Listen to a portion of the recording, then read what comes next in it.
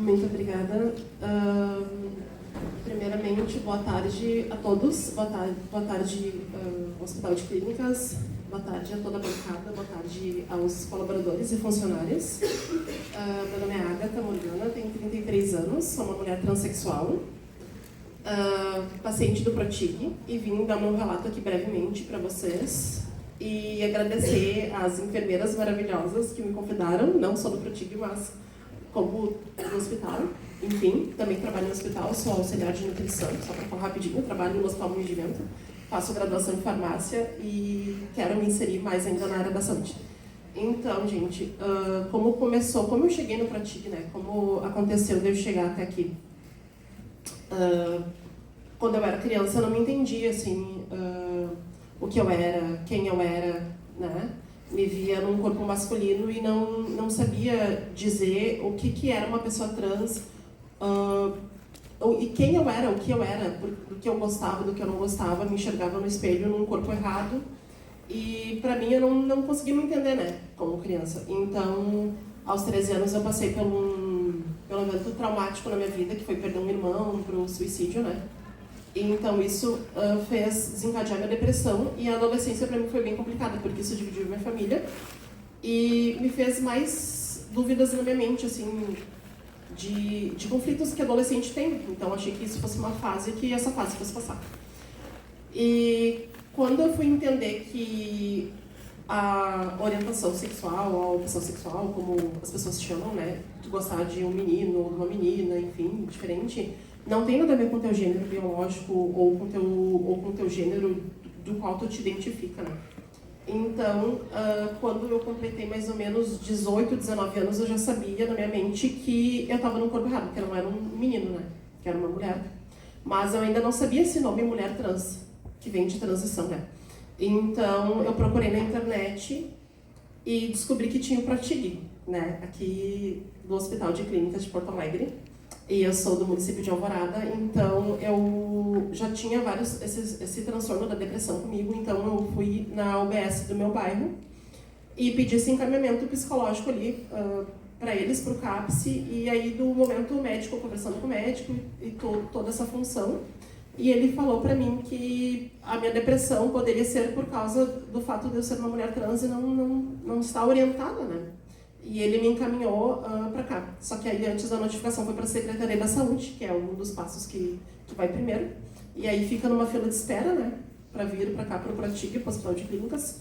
E aí quando eu recebi a mensagem que veio o Hospital de Clínicas, que eu fui chamada, eu fiquei muito feliz, né. Então a minha trajetória aqui no Hospital de Clínicas, no Protig, começou em agosto de 2019.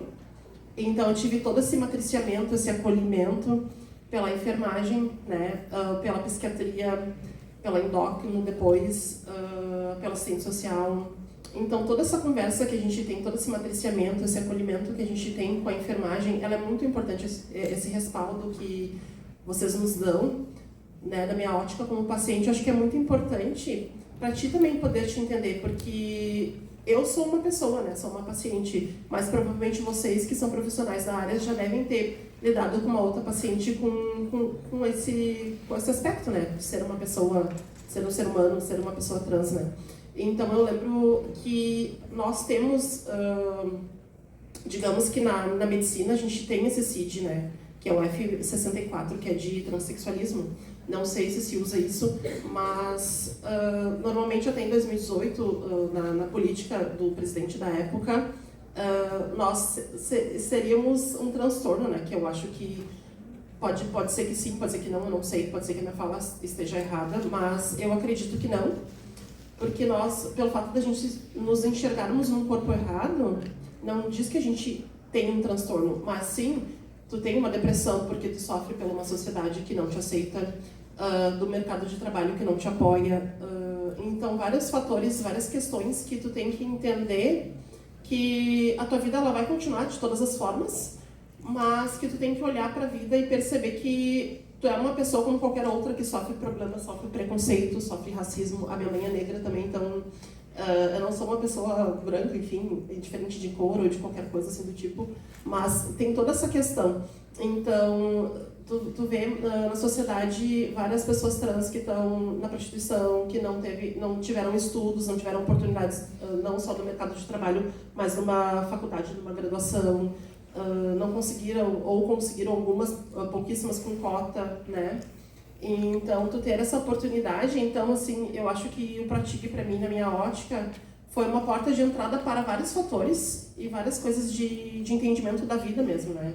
De tu te espelhar, né? Porque eu, que nem eu digo para as enfermeiras, por mais que seja uma graduação diferente que eu estou fazendo, que é farmácia, eu me espelho muito nelas, assim, como mulher, como ser humano, ter esse cuidado, passar essa informação para que todas as pessoas, todos os pacientes consigam atingir esse nível de conforto, sabe? De se sentir abraçada por toda a equipe de enfermagem, pela equipe de medicina, pelo assistente social, e não negligenciar nenhum passo de lá para cá. Acho que tudo que a gente passou junto aqui no Pratique, todo esse matriciamento, todo esse acolhimento que eu recebi, eu acho que é muito importante. Esses 8 anos que eu tive no hospital de clínicas, eu não desperdiciaria nada, assim, porque a gente, não digo que a gente perdeu, né, mas nós tivemos o Covid, né, então, nesse tempo, a gente ficou sem atendimento, sem consulta, então, na verdade, até é um egoísmo falar sobre isso, nesse aspecto, porque olha quantas pessoas morreram, né, foi uma calamidade horrível, né, uma pandemia. Então, mas não ter esse apoio social que a gente tinha do Pratique, porque as consultas foram canceladas, né? Foi bem complicado, assim, psicologicamente também para nós, porque não é só uma cirurgia, né? Eu fiz a cirurgia de redesignação sexual, passei por ela aqui com o Pratique, como as meninas explicaram, as enfermeiras explicaram. Mas não é só isso, o foco do Pratique é o acolhimento em todo sentido, em todos os parâmetros psicológicos, social, de entendimento, de saber que tu realizar o teu sonho, que para mim foi um grande sonho fazer a cirurgia. A minha vida vai continuar a mesma de certa forma, mas eu sei que eu fiz a cirurgia, mas qualquer pessoa, todos vocês que estão me enxergando aqui, não vão olhar minha genitália, por exemplo, entende? Então, uma coisa que tem que estar dentro da minha mente, que eu tenho que estar alinhada com o meu psicológico, com o meu corpo. Eu tenho que entender que a minha vida vai continuar, que não é só isso, né? Que a vida é muito mais que isso, mas também que nós lutamos cada dia mais por esse espaço, por essa fala, por esse entendimento que ser uma pessoa trans é como todos vocês, ser uma pessoa, ser um ser humano. A gente busca respeito, a gente busca igualdade, a gente busca espaço, nós buscamos o conhecimento, o intelecto, e é o que eu falo, né? O conhecimento é uma coisa que a gente leva para o túmulo, é a única coisa que não podem nos tirar, porque a vida, infelizmente, nos é ceifada muito cedo, né?